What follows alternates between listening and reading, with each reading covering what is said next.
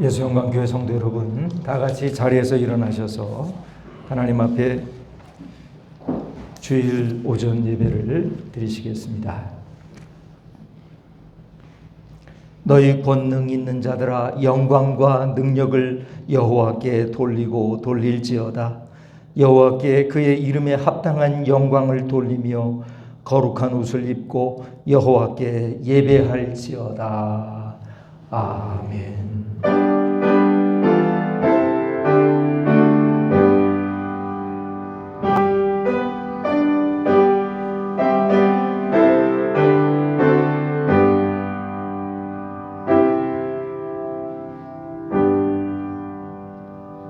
할렐루야. 우리 하나님 앞에 찬양과 경배를 올려드리옵나이다.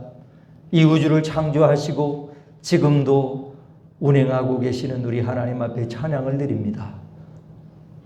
때로는 뜨거운 태양을 허락해 주시고 때로는 이렇게 비를 허락해 주시는 우리 하나님 앞에 찬양을 올려드립니다. 이 비로 인하여 많은 사람들이 혜택을 입을 것입니다. 그러나 많은 사람들이 이 비로 인하여 어려움을 당할 것입니다. 그러나 그럼에도 불구하고 하나님께서 이 비를 내려주시기에 우리가 살아갈 수 있습니다. 하나님께서 저희들에게 이 놀라운 은혜와 은총을 베풀어 주심을 감사드리옵나이다. 하나님 아버지, 이 우중에 하나님께서 저희들을 불러주셔서 하나님 앞에 이렇게 예배 드릴 수 있도록 해주시니 감사드리옵나이다. 오늘 이 시간에 저희들의 예배가 하나님께 온전히 상달되게 하시고 하나님을 기쁘시게 하는 예배가 되게 하시며 우리를 구원하신 우리 하나님 앞에 구원의 감격과 감사로 예배 드릴 수 있도록 역사하여 주시옵소서. 이 모든 말씀 예수님의 이름으로 간절히 기원하옵나이다. 아멘.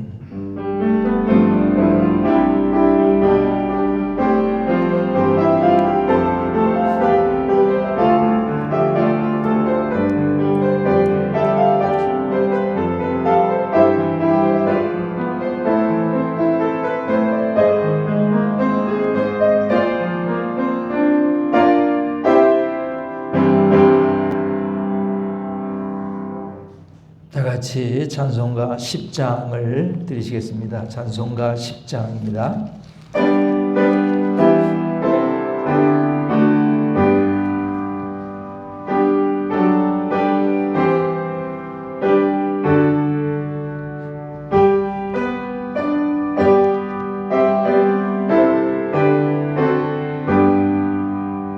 전능왕 오셔서 주 이름 찬송케 하옵소서.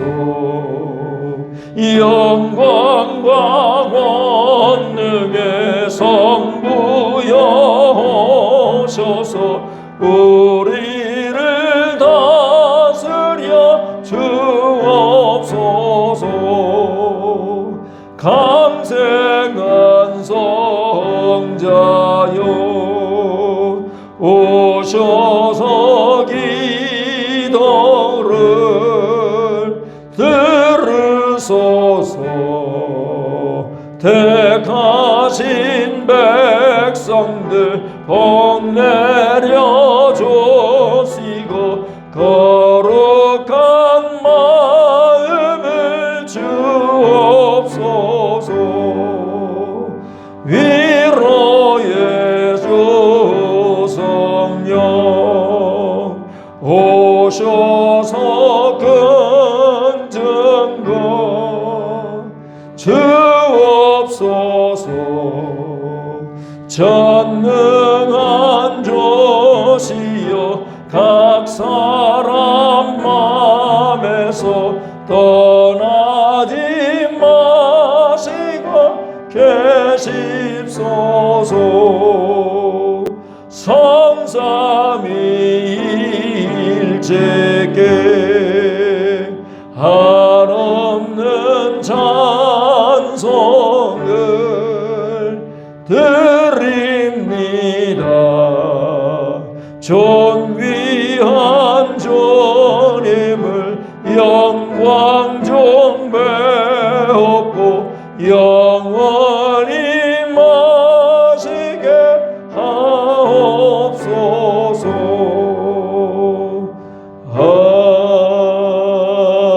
아멘. 이 시간에는 하나님과 나만이 하는 죄와 허물을 내어놓는 참회의 기도를 드리시겠습니다.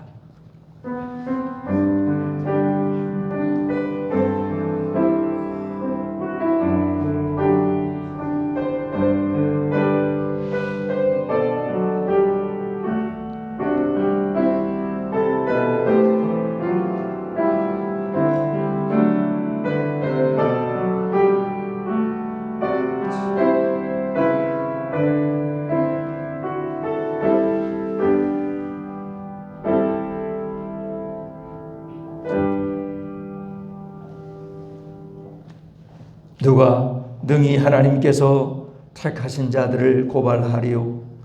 의롭다 하신 이는 하나님이시니 그러므로 그리스도 예수 안에 있는 자에게는 결코 정죄함이 없느니라. 아멘. 사도신경으로 신앙 고백 드리겠습니다. 나는 전능하신 아버지 하나님 천지의 창조주를 믿습니다. 나는 그의 유일하신 아들 우리 주 예수 그리스도를 믿습니다. 그는 성령으로 잉태되어 동정녀 마리아에게서 나시고 본디오 빌라도에게 고난을 받아 십자가에 못 박혀 죽으시고 장사된 지 사흘 만에 죽은 자 가운데서 다시 살아나셨으며 하늘에 오르시어 전능하신 아버지 하나님 우편에 앉아 계시다가 거기로부터 살아있는 자와 죽은 자를 심판하러 오십니다. 나는 성령을 믿으며 거룩한 공교회와 성도의 교제와 죄를 용서받는 것과 몸의 부활과 영생을 믿습니다. 아멘. 다 같이 교동문 12번을 교독하시겠습니다. 교동문 12번을 교독하시겠습니다.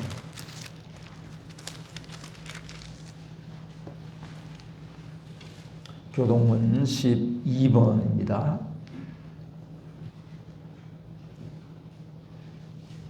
하늘이 하나님의 영광을 선포하고 날은 날에게 말하고 밤은 밤에게 지식을 전하니 언어도 없고 말씀도 없으며 들리는 소리도 없으나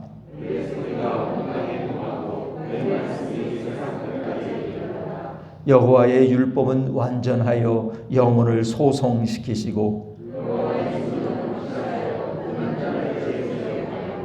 여호와의 교훈은 정직하여 마음을 기쁘게 하고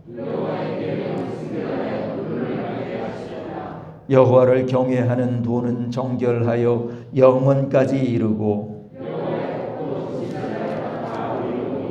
금 곧 많은 순금보다 더 사모할 것이며 꿀과 송이꿀보다 더 달도다. 아멘. 앉으셔서 찬송가 546장 드리시겠습니다.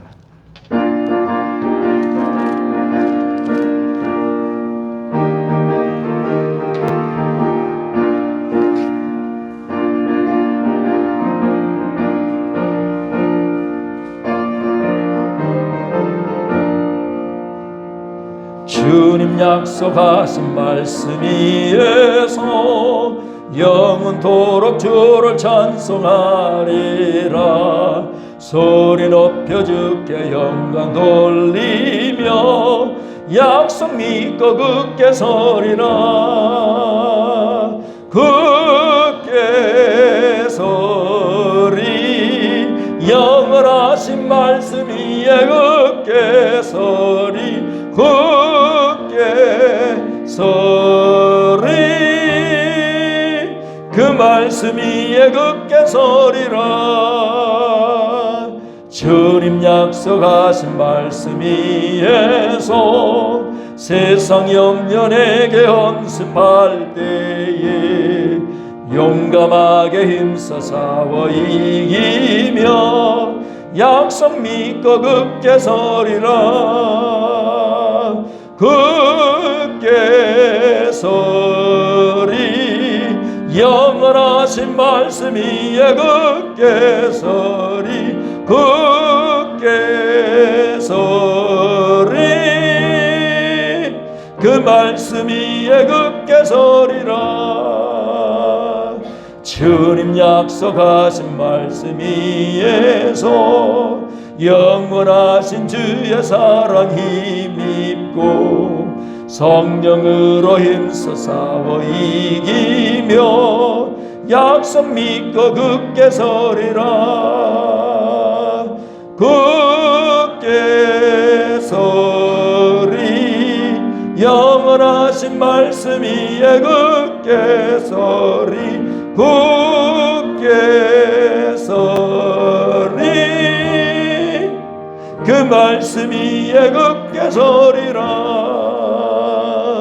주님 약속하신 말씀 위에서 성령 인도하는 대로 행하며 주님 품에 항상 안식 얻으며 약속 믿고 굳게 서리라. 굳게 서리 영원하신 말씀 위에 굳게 서리. 굳게 서리 그 말씀 위에 굳게 서리라. 이 시간에는 이인숙 권사님 예배를 위해서 기도 인도해 주시겠습니다.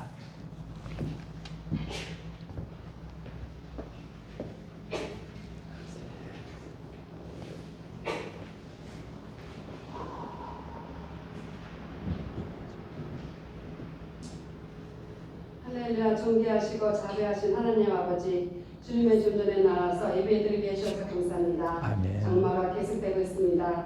저희들 삼가 믿음을 따라 주시옵소서. 아멘. 수해 지역이 그 많고 이렇게 복구하는데 많은 어려움이 있습니다. 아버지 하나님, 인재와 경제적 손실이 늘어나고 있습니다. 하나님께서 이 나라의 백성을 복리 여겨 주시옵소서. 하나님께서 모든 것 주장해 주시어서 하나님께서 통치하고 다스리는 나라가 되게 기도하고 아닙니다. 국회에서 또 아버지 하나님 많은 법이 통과하는 가운데 좀 하나님 모시기 악법이 통과되지 못하도록 다 제지해 주시옵고 은혜를 베풀어 주시옵소서. 아버지 하나님, 또 코로나로 인해서 경제가 침체되고 사람이 힘들고 지쳐 있습니다. 아버지 하나님, 주님을 바라보며 샘과 샘을 부어주시옵소서.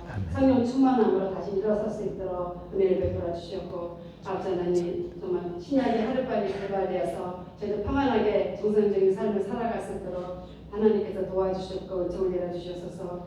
주 안에서 가정이 편하게 원하나이다. 이 나라의 백성의 잘못된 것을 용서해 주시옵소서. 다시 한번 그래서 모이게 힘쓰며 아버지 하나님 교회에서 하나님께서 주신 사명을 잘 감당해 나갈 수 있도록 소모임도 할 수 있도록 인도하고 지켜주시옵소서. 오늘도 교회 사정이 있어서 교회에 나오지 못한 성도들 가정이 있으니까 은혜를 베풀어 주시옵고 힘주시고 은혜 주시고 능력 주시옵고 또 하나들을 축복해 주시옵고 성령께서 하나님께서 치료 영선을 바라해 주시어서 천국에 대한 소망으로 승리케 하옵소서. 담임 목사님 준비된 말씀을 통해서 저희들 한 주간도 승리하게 도와주시고 그 말씀을 듣고 아멘으로 화답하고 깨닫고 회개할 수 있도록 은총을 내려주시옵소서. 새벽 기도가 연락합니다. 하나님 다시 한번 교대 열정과 사랑을 주시옵고 예배 시간마다 붙잡아 주시고 역사해 주시옵고 우리 또 예수의 관계에 많은 계획이 있습니다. 주님께서 감찰해 주시옵고 선하신 길로 인도하고 지켜주시옵소서. 하나님께서 이 자리에 함께해 주시고 은총을 내려주실 것을 믿사하며 사랑이 많으시고 거룩하신 예수님 이름 받들어 감사하며 기도 올려나이다. 아멘.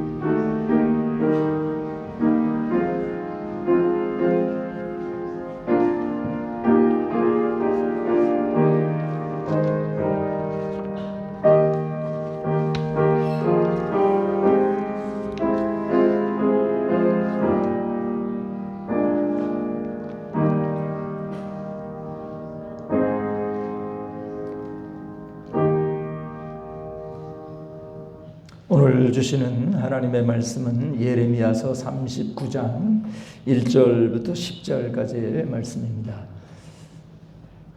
예레미야서 39장 1절부터 10절까지의 말씀을 제가 봉독해 드리겠습니다. 구약성경 1116면 예레미야서 39장 1절부터 10절까지의 말씀입니다. 이 하나님의 말씀을 봉독할 때 살아계신 하나님의 음성을 다 함께 들으실 수 있게 되기를 바랍니다. 유다의 시드기야 왕이 제9년 10째 달에 바벨론의 느부갓네살 왕과 그의 모든 군대가 와서 예루살렘을 에워싸고 치더니 시드기야의 제11년 넷째 달 9째 날에 성이 함락되니라.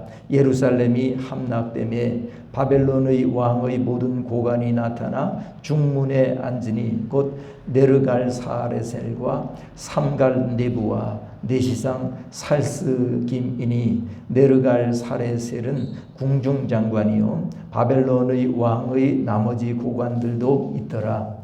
유다의 시드기야 왕과 모든 군사가 그들을 보고 도망하되 밤에 왕의 동산길을 따라 두 담 셋 문을 통하여 성읍을 벗어나서 아라바로 갔더니 갈대아인의 군대가 그들을 따라 여리고 평원에서 시드기야에게 미쳐 그를 잡아서 데리고 하맛 땅 림나에 있는 바벨론의 느부갓네살 왕에게로 돌아가매 왕이 그를 신문하였더라. 바벨론의 왕이 림나에서 시드기야의 눈앞에서 그의 아들들을 죽였고 왕이 또 유다의 모든 귀족을 죽였으며 왕이 또 시드기야의 눈을 빼게 하고 바벨론으로 옮기려고 사슬로 결박하였더라.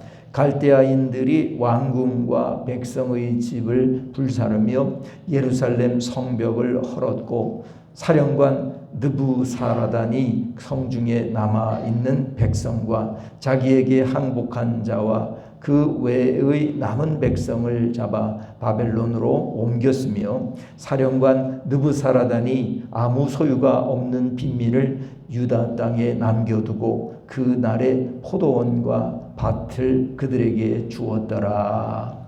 아멘. 함께 복음 찬송가 545장 찬송가 545장을 드리시겠습니다.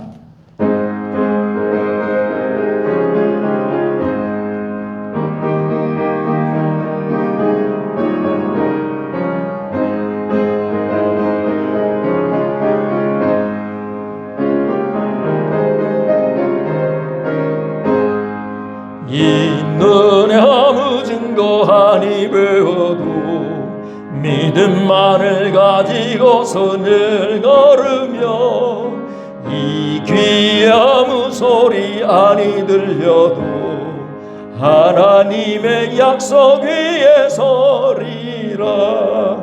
걸어가세 믿음 위에 서서 나가세 의심 버리고 걸어가세 믿음 위에 서서 눈과 귀에 아무 증거 없어도 있는 보기에는 어떠하든지 이미 얻은 증거대로 늘 믿으며 이 맘에 의심 없이 살아갈 때에 우리 소원 주 안에서 이루리.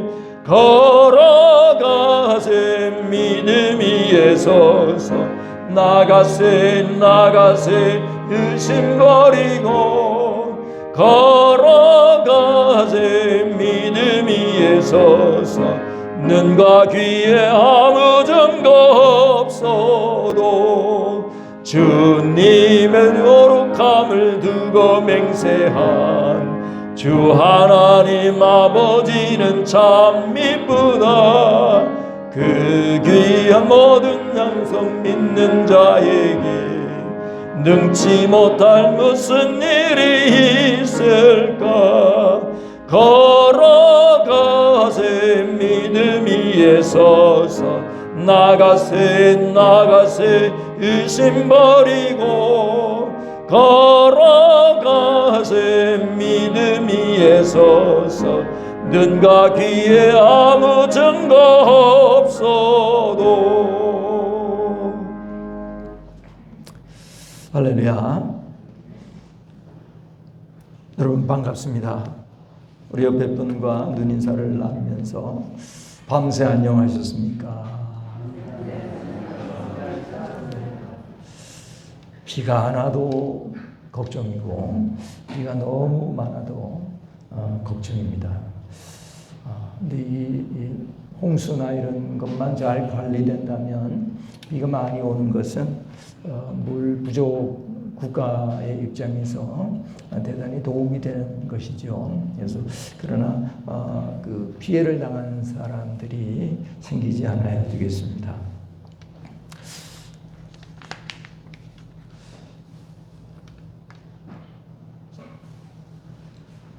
바이올리니스트 김다민 씨라고 하는 사람이 독일에서 공부를 하고 있었던 때입니다.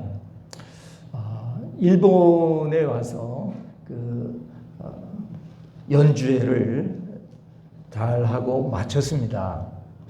그런데 일본의 어떤 그 사람이 연락이 왔어요. 그 연락이 뭐냐면은 일본의 한 바이올리니스트가 연주회가 다 잡혀 있었는데 연주회 바로 전날 연주를 못하겠다고 취소를 해버렸어요. 그래서 이 김다미라고 하는 연주가에게 부랴부랴 연락을 한 것입니다. 미안하지만 좀 그분을 대신해서 좀 연주를 해달라. 근데 여러분 그게 갑자기 자기는 다른 연주회를 다 마치고 이제 기운이 다 빠져가지고 모든 그 자기의 그 기를 다 써가지고 연주를 다 마치고 이제 쉬고 있는데 그런 부탁을 할 때 이 연주회를 놓고 준비도 안 했죠. 뭐 그러니 어떻게 자기가 그 했던 걸 똑같은 걸 할 수도 없는 거고. 그래서 거절을 할까 그러다가 에이 저 사람들이 얼마나 급하고 답답했으면 그럴까 생각하는 마음으로 그걸 받아들였어요. 그래서 받아들여서 평소에 자기가 자신 있어 하는 그런 소품, 바이올린 소품들을 모아가지고 가서 연주를 했는데 그 연주가 너무 좋았어요. 근데 그 자리에 한 사람이, 관객 중에 한 사람이 와 있었는데 그 사람이 그 유명한 스위스의 유명한 오케스트라 연주회의 축제, 유럽에서 제일 큰 축제를 연출하는 총책임자였습니다. 그 사람이 감동을 받았어요. 그 사람이 이 김다미 씨의 그 연주에 큰 감동을 받고 끝나고 나서 미안하지만 우리 이제 스위스에서 하는 그 유명한 페스티벌에 좀 와서 연주를 해주지 않겠느냐 이런 부탁을 받게 됩니다. 그래서 그 페스티벌은 유럽에서 제일 권위 있고 제일 유명한 것이기 때문에 이 김다미 씨가 흔쾌히 수락을 하게 됩니다. 그리고 그거는 이제 시간적인 여유가 있으니까 좋지 않겠습니까? 그래서 8월 25일 날이 그 축제의 절정인 그런 날인데 이 토스카니니가 제일 처음에 시작했던 그 음악 페스티벌이라고 합니다. 역사와 전통에 빛나는 그것, 그리고 제일 중요한 날 8월 25일 날 저녁에 공연을 하게 된 거예요. 그 수많은 사람들을 앞에서 공연을 했는데 아주 극찬을 받았습니다. 차세대의 이 바이올린계를 이끌어갈 거장이다. 이런 인정을 받게 됩니다. 그래서 여기저기 유명한 사람이 되어서 이제 그 연주를 다니기를 시작하게 되었어요. 지금은 세계적인 바이올리니스트가 되었고요. 그리고 2020년이죠. 올해 1학기부터 서울대학의 음대 기약과 조교수로 임용이 되었다고 합니다. 여러분, 이 김다미 씨는 일본에 갔다가 일본의 다른 사람의 대타로 그 연주를 함으로 인해서 그때 그 기회를 탁 잡음으로 인해서 세계적인 연주가의 반열로 탁 올라갈 수 있는 그런 좋은 기회를 얻었다는 거예요. 사랑하는 여러분, 인생을 살다가 보면은 적어도 3번의 기회가 온다, 이런 말을 합니다. 3번의 기회는 온다는 거예요. 그런데 우리 인생에 있어서 가장 중요한 기회가 뭘까요? 저는 적어도 저 개인적으로 제일 중요한 기회였다라고 생각하는 것은 뭐냐면, 제가 예수 그리스도를 믿고 하나님의 자녀가 된 것, 이 기회가 제 인생에서 가장 중요한 그런 기회였다 생각합니다. 저는 다행히도 그 기회가 왔을 때에 그 기회를 잡아서 이렇게 하나님의 일을 할 수 있는 목사가 되었습니다. 저에게 있어서 정말 중요한 또 기회는 결혼할 수 있었던 기회입니다. 또 저에게 있어서 가장 또 중요한 기회 중에 하나는 제가 하나님의 부르심을 받고 하나님의 교회를 섬기는 목사가 되었다고 하는 것, 이것도 정말 저의 인생에 있어서 중요한 기회였다고 믿습니다. 여러분, 누구나 사람들은 기회가 찾아옵니다. 그런데 모든 사람들이 그 기회를 다 잡는 것이 아니에요. 근데 사실상 보면요, 기회를 놓치는 사람이 기회를 잡는 사람보다 훨씬 더 많더라고요. 기회를 잡으면 좋은데 그 기회를 딱 잡으면 그가 생각지도 못했던 차원으로 올라갈 수가 있는데 그 기회를 놓치는 경우들이 너무나 많다는 거예요. 사랑하는 여러분, 여러분의 인생에 있어서 주어지는 수많은 기회들, 그 중에서 정말 놓쳐서는 안 되는 그런 중요한 기회들, 그런 기회들이 여러분에게 왔을 때 그 기회를 확 잡으시게 될 수 있도록, 잡으실 수 있게 되기를 주님의 이름으로 축원합니다. 할렐루야. 우리 옆에 분들과 인사합시다. 기회를 꼭 잡읍시다. 자, 오늘 본문 말씀은 유다의 마지막 왕 시드기야 왕 때 일어났던 예루살렘 함락, 유다의 멸망에 대한 말씀이 기록되어 있습니다. 우리 1절을, 39장 1절을 다 같이 한 목소리로 읽겠습니다. 유다의 시드기야 왕의 제9년 10째 달에 바벨론의 느부갓네살 왕과 그의 모든 군대가 와서 예루살렘을 에워싸고 치더니 그랬습니다. 자, 유다 왕 시드기야 왕 제9년, 이 시드기야 왕은요 11년 동안을 이제 통치를 한 왕이에요. 근데 그 9년 10월에 정확히는 그 10월 10일이에요. 10월 10일에 이 바벨론 느부갓네살 왕이 모든 군대를 다 데리고 와가지고 예루살렘을 에워싸게 되었습니다. 2절을 우리 다 같이 한 목소리로 읽겠습니다. 시드기야의 제11년 넷째 달 9째 날에 성이 함락되니라. 예루살렘이 함락되네. 자, 그런데 시드기야 왕의 제11년 넷째 달 9째 날에 예루살렘 성이 함락되고 유다가 멸망하게 됩니다. 자, 그러니까 시드기야 왕 제11년 4월 9일이니까 여러분, 처음 공격해서 포위를 한 이후로 얼마 후에 망한 겁니까? 1년 6개월. 1년 6개월 만에 예루살렘이 함락되었어요. 그러니까 1년 6개월 동안 포위를 당하고 있었던 거예요.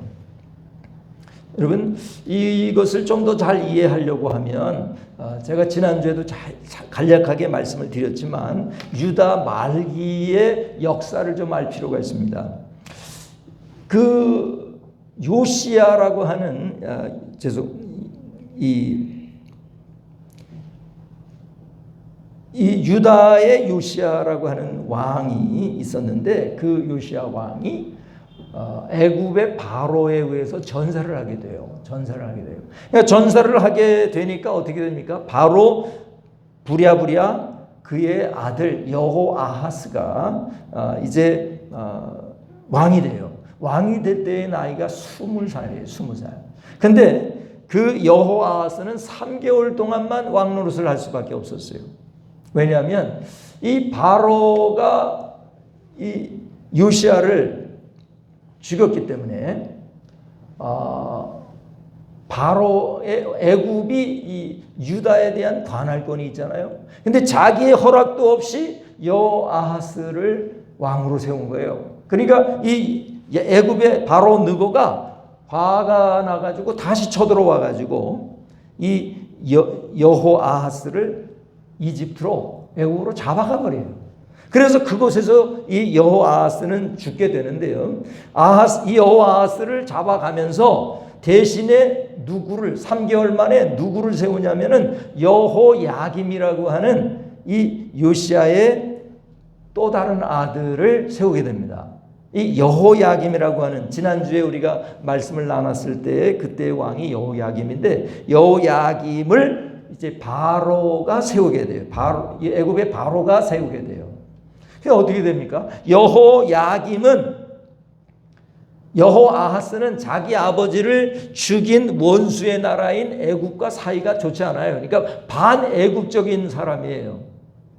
그러니까 3달 만에 다시 이 바로가 쳐들어와서 그를 잡아가고 대신 여호야김을 세웠단 말이에요. 그러니까 이 여호야김은 바로의 명령을 어길 수가 없어요.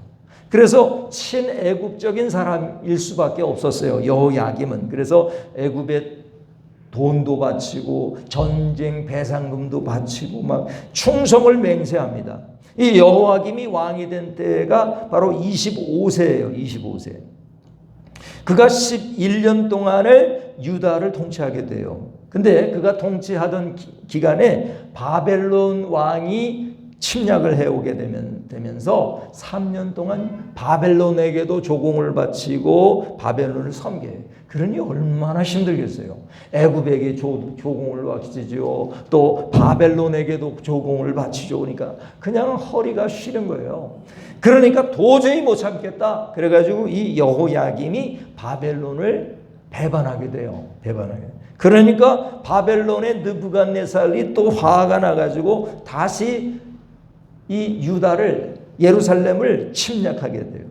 그리고 더 나아가서 애굽도 점령을 해버려요. 이때요. 그러니까 애굽이 이제는 유다에 대해서 아무런 영향력을 끼칠 수 없게 돼요. 그래서 이제는 바벨론의 천하가 되어버립니다. 자, 그러다가 이 여호야김이 결국 죽게 되고 여호야긴이라고 하는 새로운 왕을 바벨론이 세우게 됩니다. 왜? 이 여호야김은 바로 왕이 세운 사람이거든요. 그러니까 이참에 애굽도 다 점령했겠다. 이참에 여호야긴을 자기의 사람으로 세우기를 원했던 거죠. 이 여호야긴은 여호야김의 아들이에요.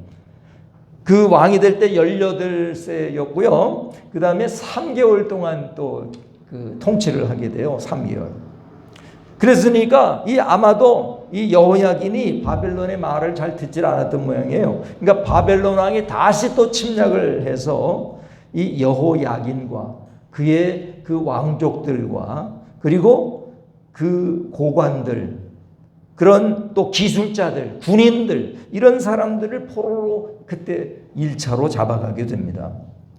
그리고는 이 여호야긴 대신에 3개월짜리 왕이었는데 그 대신에 누구를 세우냐면은 시드기야라고 하는 왕을 세워요. 그 시드기야 왕이 바로 오늘 본문에 나오는 유다의 마지막 왕이라고요.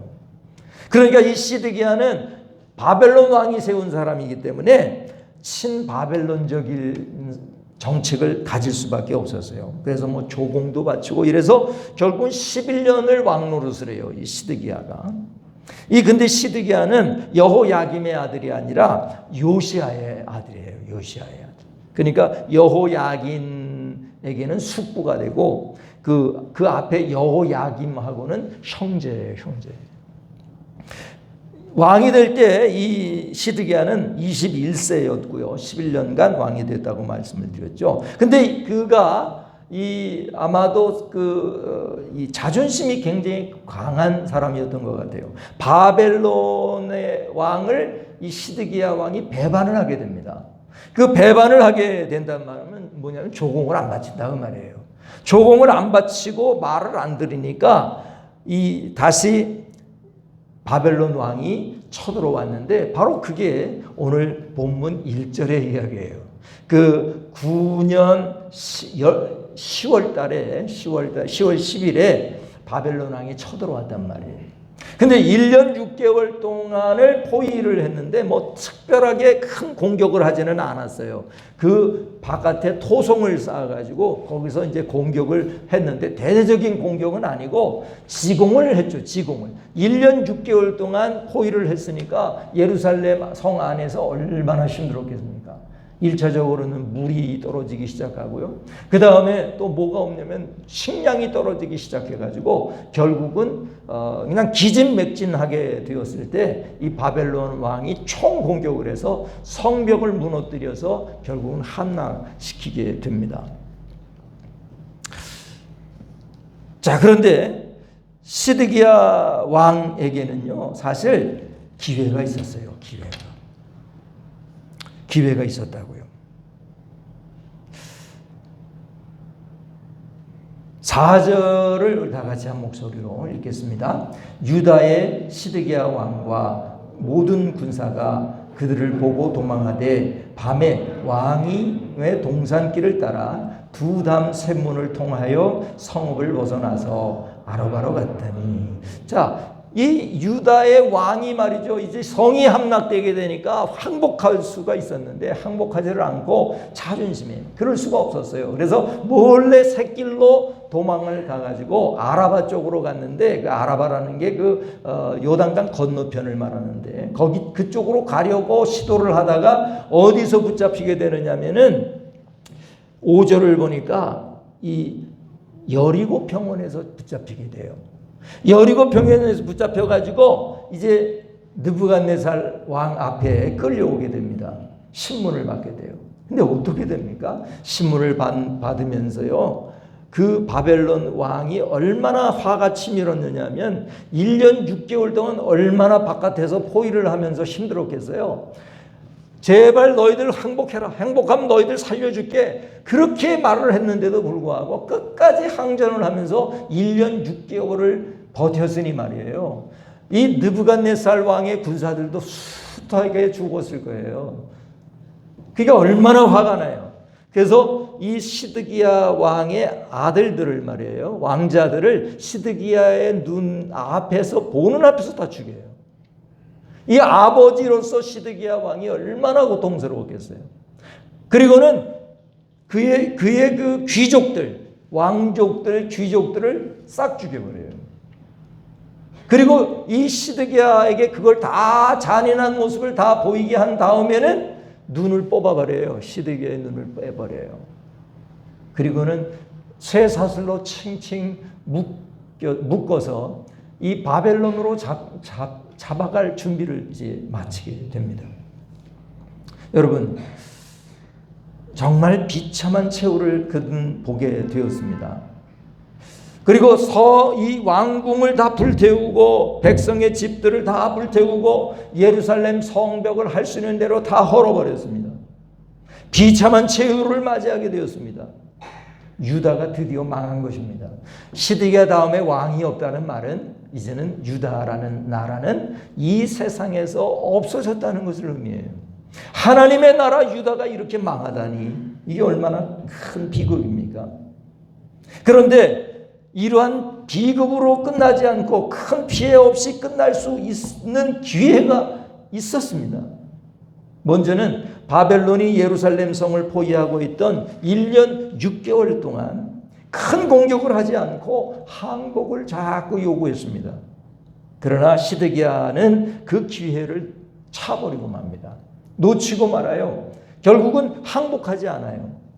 또한 바벨론이 이렇게 최후의 공격을 하기 전에 시드기야는 예레미야를 은밀히 불러서 하나님의 말씀을 좀 가르쳐달라고, 하나님이 뭐라고 말씀하시는지 내게 말해달라고 은밀히 부탁을 해요. 그게 오늘 본문 바로 앞에 38절에 나와요. 38절.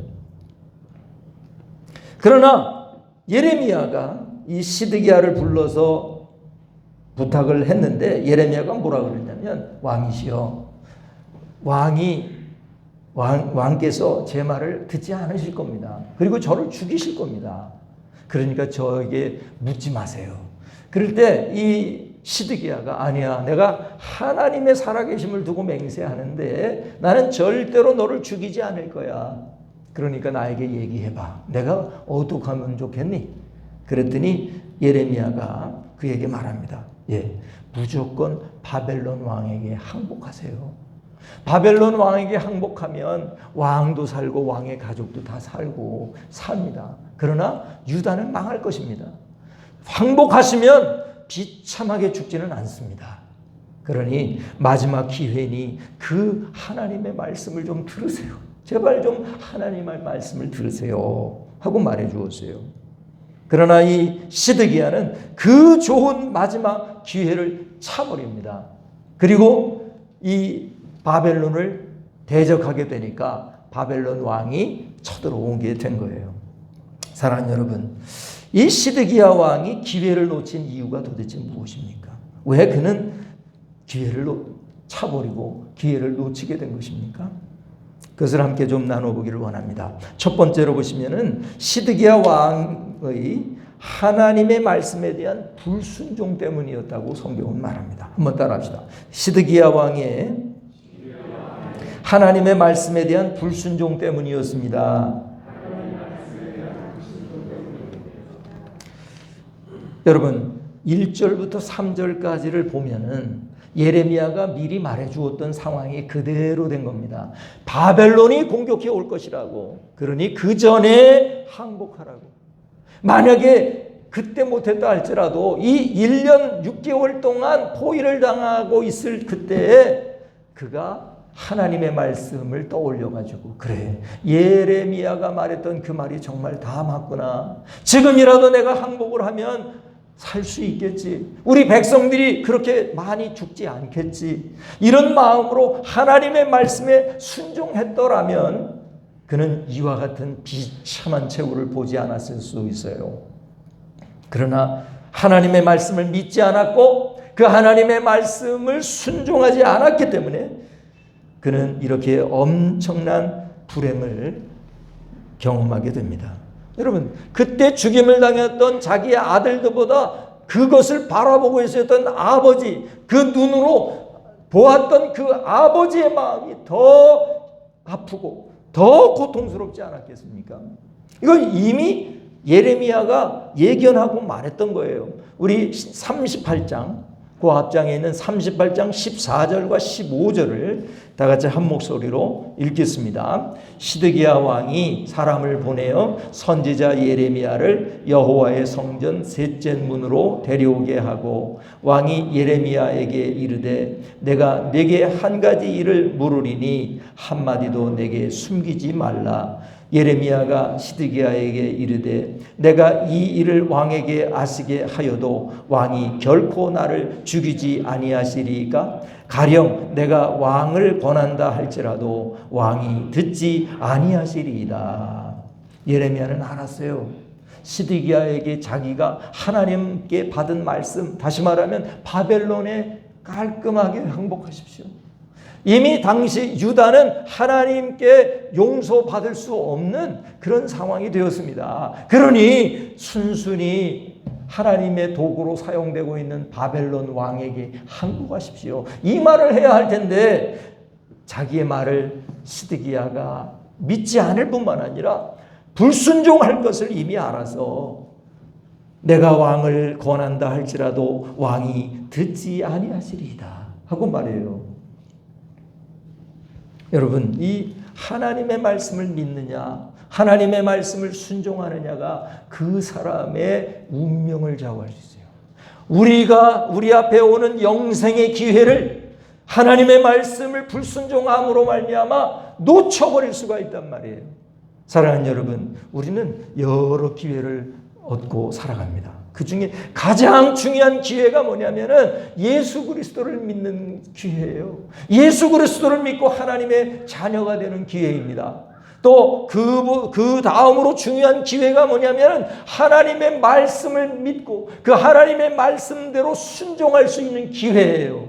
그런데 기회를 대부분의 사람들이 잡지 못하고 그냥 흘려보내고 말아요. 시드기야는 그런 사람이었어요.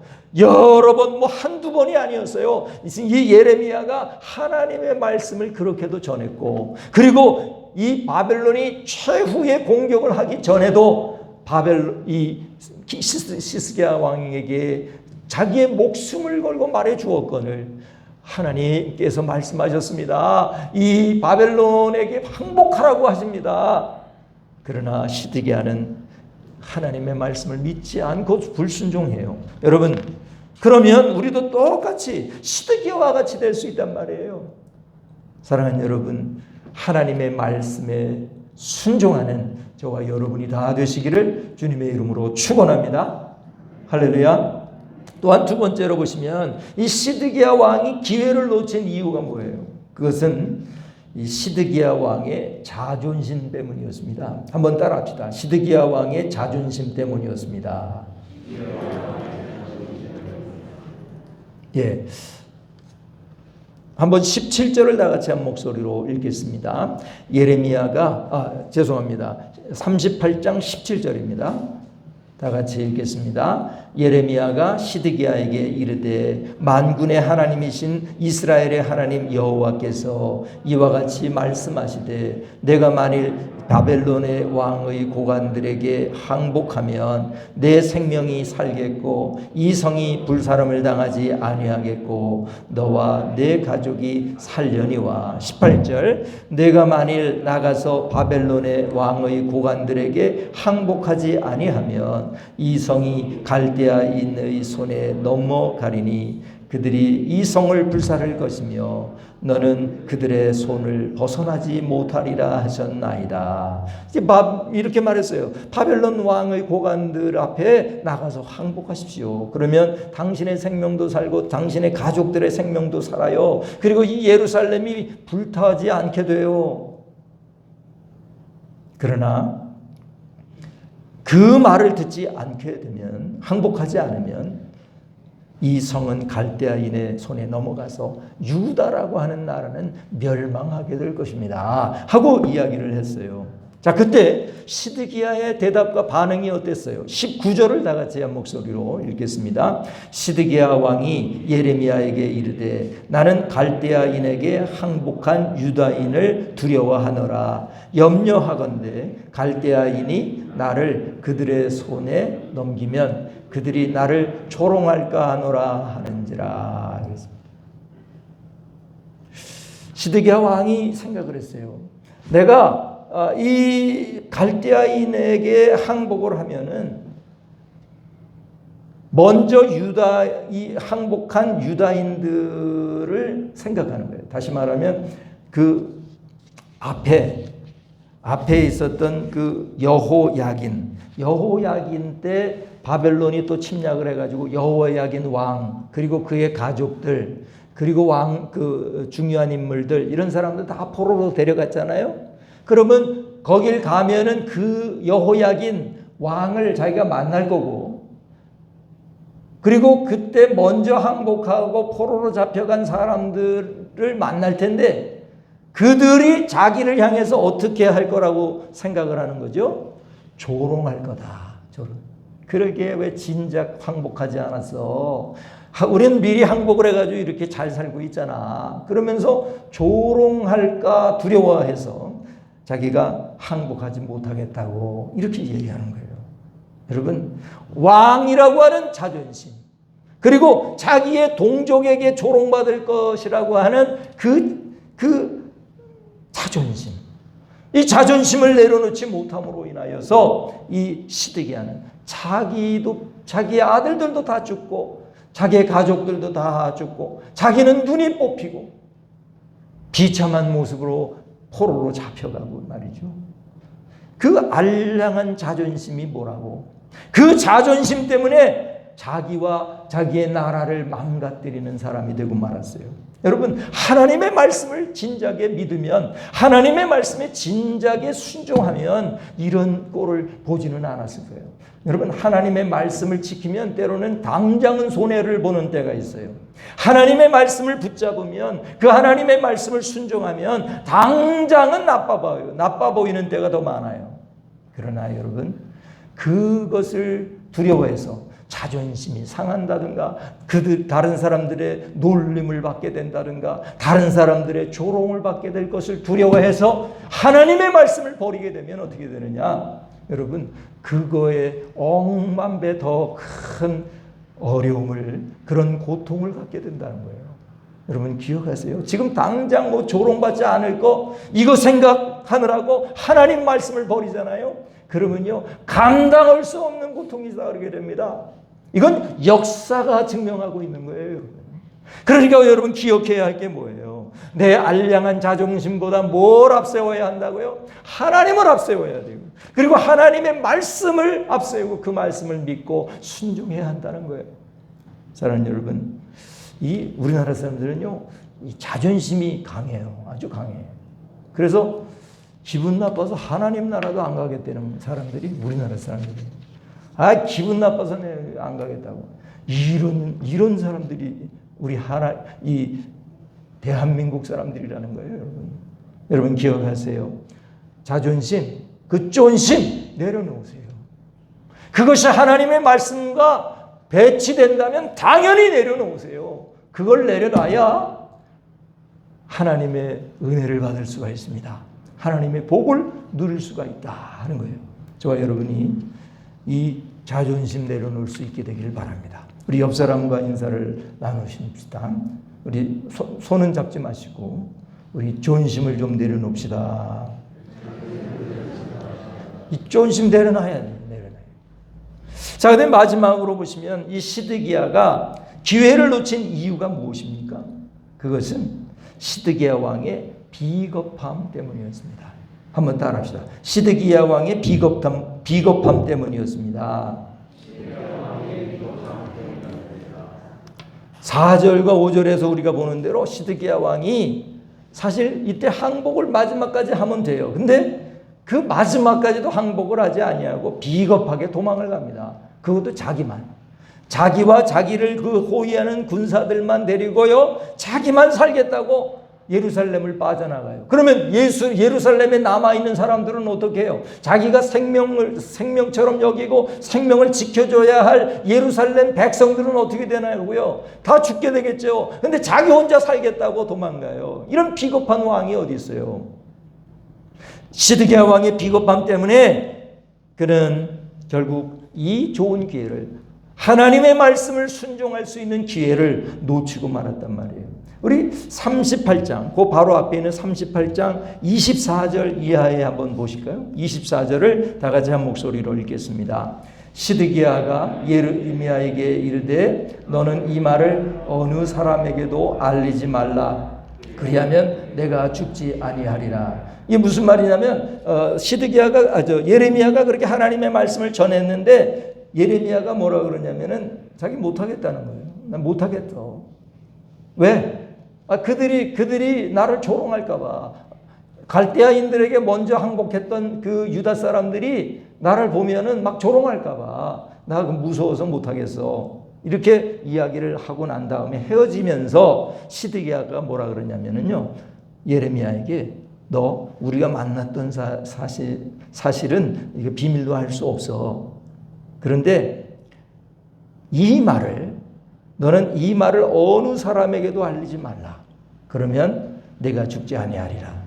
우리 25절을 다 같이 한 목소리로 읽겠습니다. 만일 고관들이 내가 너와 말하였다 함을 듣고 와서 내게 말하기를 내가 왕에게 말씀한 것을 우리에게 전하라. 우리에게 숨기지 말라. 그리하면 우리가 너를 죽이지 아니하리라. 또 왕이 내게 말씀한 것을 전하라 하거든. 26절 그들에게 대답하되 내가 왕 앞에 간구하기를 나를 요나단의 집으로 되돌려 보내지 마소서. 그리하여 거기서 죽지 않게 하소서 하였다 하라 하니라. 27절 모든 고관이 예레미야에게 와서 물음에 그가 왕이 명령한 모든 말대로 대답하였으므로 일이 탈로 되지 아니하였고 그들은 그와 더불어 말하기를 그쳤더라.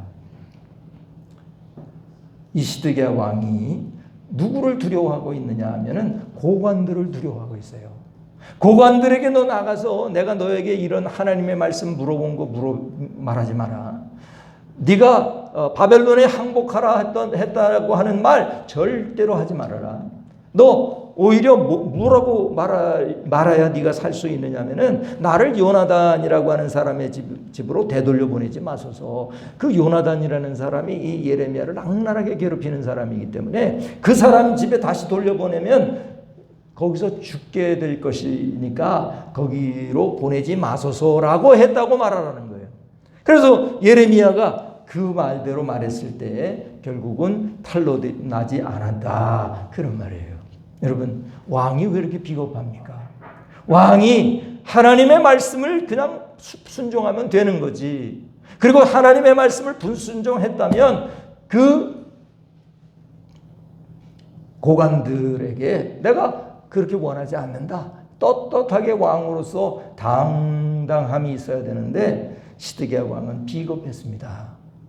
이 눈치 저 눈치를 봅니다. 고관들 눈치 보죠. 백성들 눈치 보죠. 바벨론 눈치 보죠. 이러다가 보니까 하나님의 말씀을 들을 여력이 없는 거예요. 여러분, 다른 눈치 보면요 이상하게 말이에요. 하나님도 크게 보이고 다른 것도 크게 보이는 일이 없어요. 다른 게 크게 보이면요 그 순간 하나님은 아주 작게 보이게 돼 있어요.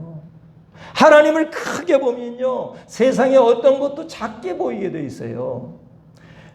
세상을 두려워하고 비겁하니까 하나님의 말씀을 듣지 못하는 이런 안타까운 모습들이 일어나게 되었다 하는 거예요. 사랑하는 여러분, 시드기야로부터 교훈을 얻지 못하면 우리도 시드기야와 같은 그런 고통과 비참함을 당하게 돼요. 사랑하는 여러분, 기억하세요. 항상 시드기야가 왜 기회를 놓쳤는가 하는 것을 기억해야 됩니다. 여러분, 하나님의 말씀은 내 마음에 맞든지 들리든지 세상 사람들이 좋아하든지 좋아하지 않든지 하나님의 말씀을 믿으세요. 그리고 그 말씀에 순종하세요. 그러면 여러분은 승리할 것입니다. 여러분, 시드기야 왕처럼 그 알량한 자존심 세우지 마세요. 나의 자아를 내려놓고 하나님을 받아들이세요. 하나님이 가장 중요한 분이에요. 나보다도요. 나의 자존심을 내려놓고 하나님을 높이세요. 또 시드기야와 같이 비겁하면 큰 비극으로 끝나요. 비겁하지 아니하고 하나님의 말씀을 믿고 하나님의 말씀에 순종하기 때문에 세상의 어떤 것도 두려워하지 않는 그런 믿음의 사람들이 다 되시기를 주님의 이름으로 축원합니다. 기도하시겠습니다. 오 하나님, 참 감사합니다. 오늘도 저희들에게 이 말씀 허락해 주셔서 이 세상을 어떻게 살아가야 할지 가르쳐 주심을 감사합니다. 하나님, 우리가 이 세상의 요구가 있을 때 그 요구를 따르는 자가 아니라 하나님의 말씀과 하나님의 요구를 따르는 사람들이 되게 하여 주시옵소서. 시드기야와 같은 그러한 실패자가 되지 않게 하시고 우리는 최종 승리자들이 될 수 있도록 역사하여 주시옵소서. 이 모든 말씀 예수님의 이름으로 간절히 기도드리옵나이다. 아멘. 할렐루야. 이 시간 준비하신 헌금을 하나님께 정성껏 드리시겠습니다.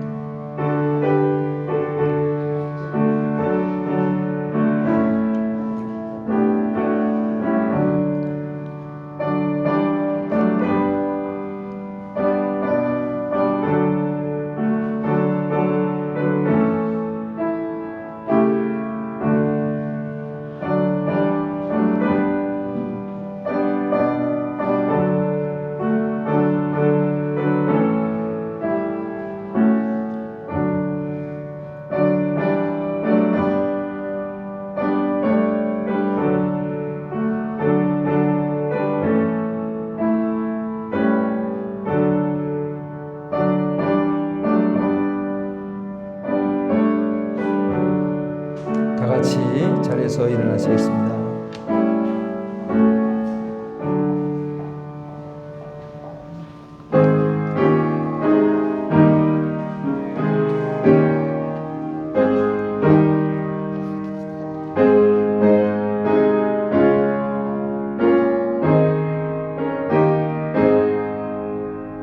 진리와 생명 되신 주 이 몸을 바치옵니다. 믿음과 소망 사랑에 한 마음 되게 하소서.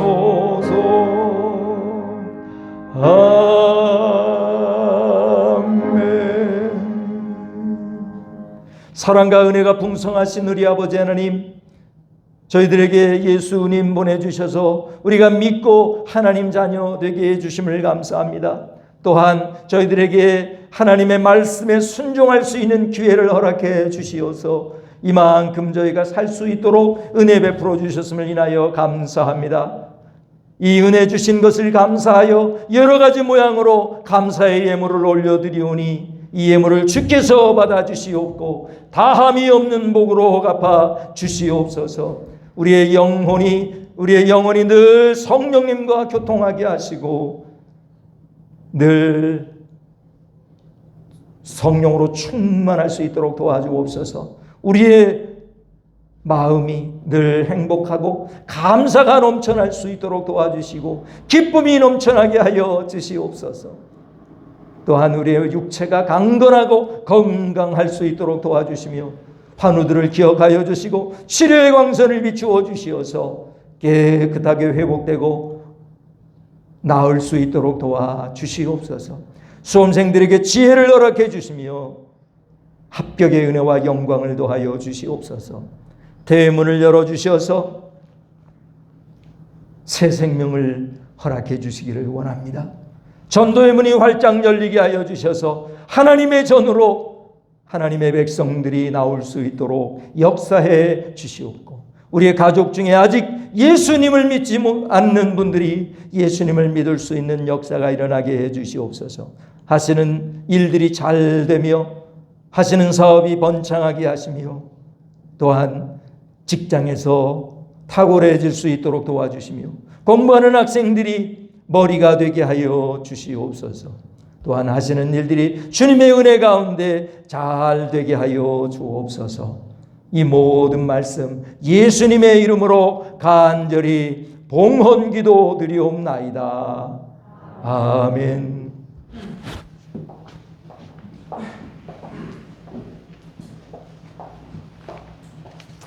교회 소식을 드리도록 하겠습니다.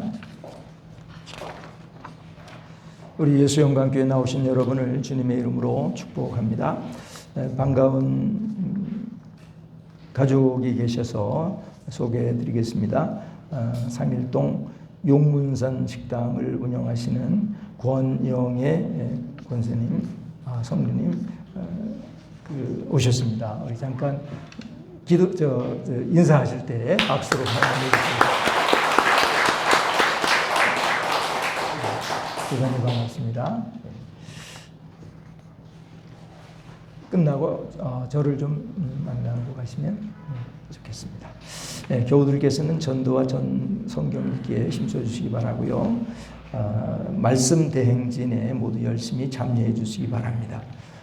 작년에 활동했던 건축연회를 예배 후에 예배 아동부실에서 모이도록 하겠습니다. 왜 그러냐면 지난주 주일날 이 건물 주인이 그 화장실 우리 바깥에 있는 화장실에 엘리베이터를 놓게 되겠다. 놓을 예정이니까 바로 4층으로 인테리어를 해서 이렇게 올라가면 좋겠다 이런 이야기를 했는데요. 우리 건축위원 분들의 의견을 좀 하나로 모아서 우리가 그 다음 그 행동을 했으면 좋겠다 생각해서 건축위원회를 모이도록 하겠습니다. 그리고 장로 피택자들과 권사 피택자들은 그 건축위원회 후에 아동부실에서 교육이 있겠습니다. 새벽 기도회와 수요 기도회도 우리가 모이고 있는데 많이 참석해 주시고요. 포괄적 차별금지법이 국회에서 부결될 수 있도록 기도해 주시기 바랍니다. 이제 다 같이 자리에서 일어나셔서 찬송가 635장 들으시겠습니다.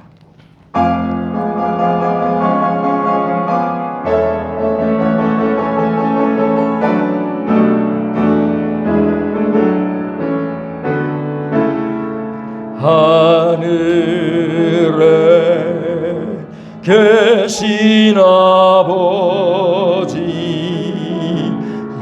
이름 거룩하사 주님 나라 임하시고 뜻이 이루어지이다.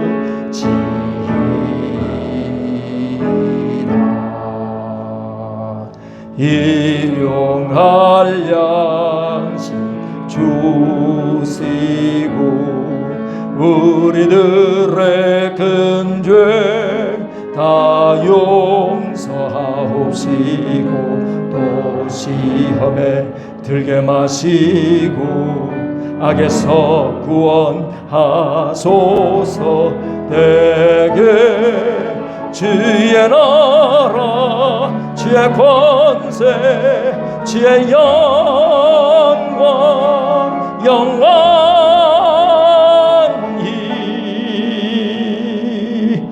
아멘.